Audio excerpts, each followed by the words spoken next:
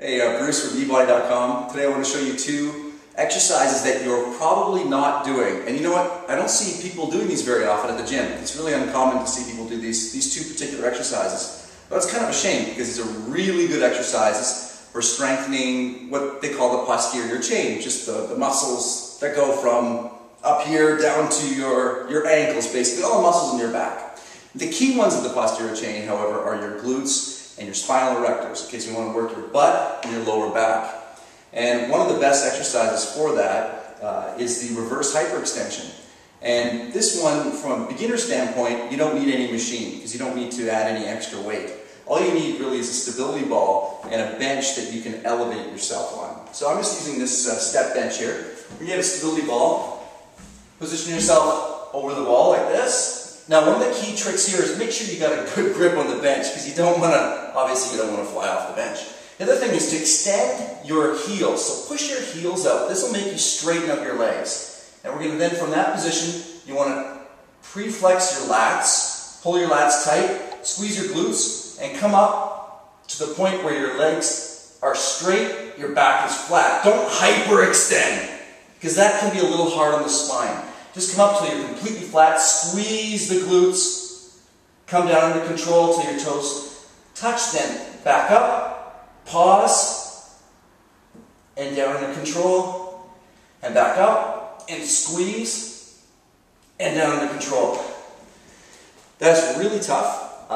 It's something that you can try, as I said, at home, because you only need a stability ball on a bench. You can even begin by doing just a single leg version, where you're just coming up, squeezing, coming back down. That's pretty darn easy, but you'll really feel that radiate through the glutes and the lower back, and it's great for strengthening that out. Okay, the second exercise is called the good morning.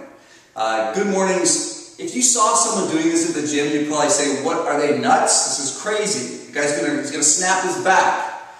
Not if you do it right. If you do it right, the good morning is one of the best exercises out there. And it's one of those exercises that's great if you're trying to increase your squat, because the weak link in a lot of exercises is the lower back, and this one really targets the lower back and, again, the glutes. Alright, so we're going to get a bar. Now you can start with a broomstick. The key thing is to work on your hip hinge. You're going to be pushing your hips back. Okay, so you don't need a lot of weight. I'm going to just use the empty Olympic bar right now, just to show you. But when you do this, over time, try to put some weight on and progress the weight. You're going to get yourself a shoulder width stance apart. Make sure that your hands are tucked in. Your lats are squeezed back. You're now going to focus on pushing your hips back while maintaining a flat back, going down to your nice parallel to the ground, and you'll feel a big stretch in through your hamstrings, and then you come back up. So you push the hips back. All you do is focus on pushing those hips back and coming up. So know the difference. This is doing it wrong. I've seen this done. This is bad for your back. Don't do that. Whatever you do, don't do that, okay? You actually will see people doing that. It's crazy. You want to just push those hips back. Feel that stretch. And then come back up and squeeze the glutes. That makes a fantastic exercise for your glutes, for your lower back, and for your hamstrings.